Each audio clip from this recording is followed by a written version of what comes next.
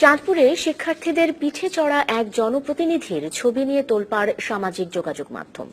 বিচারের দাবি উঠেছে ওই জনপ্রতিনিধির। ঘটনাটি চাঁদপুরের হাইমচর উপজেলার নীলকমল ইউনিয়নের নীলকমল ওসমানিয়া উচ্চ বিদ্যালয়ের বার্ষিক ক্রীড়া অনুষ্ঠানের। গত সোমবার ছিল চাঁদপুরের হাইমচরের নীলকমল ওসমানিয়া উচ্চ বিদ্যালয়ের বার্ষিক ক্রীড়া অনুষ্ঠান। প্রধান অতিথি ছিলেন উপজেলা পরিষদের চেয়ারম্যান ও উপজেলা আওয়ামী লীগের সাধারণ সম্পাদক মোহাম্মদ নূর হোসেন পাটোয়ারি। অনুষ্ঠানে বরাবরের মতো শিক্ষার্থীরা বিভিন্ন ধরনের ডিসপ্লে প্রদর্শন করে। এবার ডিসপ্লেতে মানবসৃষ্ট পদ্মা সেতু তৈরি করে শিক্ষার্থীরা। আর এই সেতুতে উঠতে গিয়ে জুতা পায়ে শিক্ষার্থীদের পিঠে চড়ে হাঁটেন জনপ্রতিনিধি মোহাম্মদ নূর হোসেন পাটোয়ারি। প্রধান অতিথি হিসাবে নূর হোসেন পাটোয়ারিকে ডাকা হয়েছিল।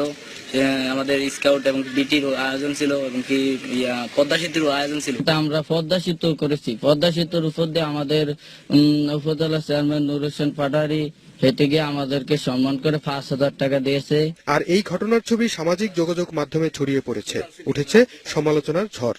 একজন সাধারণ নাগরিক হিসেবে আমি এটাকে ভালো চোখে দেখি না। সাধারণ জনগণ কখনোই এভাবে আশা করি। বিষয়টিকে স্বাভাবিক বলেই দেখছেন বিদ্যালয়ের প্রধান শিক্ষক। আমরা পদ্মা সেতু নির্মাণ করেছিলাম, সেই পদ্মা সেতুর উপর দিয়ে শিক্ষার্থীদের আহ্বানে আমাদের উপজেলা চেয়ারম্যান সাহেব হেঁটেছেন। অতীতেও এই স্কুলে এরকম পদ্মা সেতু নির্মাণ হয়েছে, অনেক অতিথি এই উপর দিয়ে হেঁটেছেন। আর জনপ্রতিনিধি বলছেন শিক্ষার্থীদের অনুরোধেই জুতা পায়ে পিঠে চড়েছেন তিনি।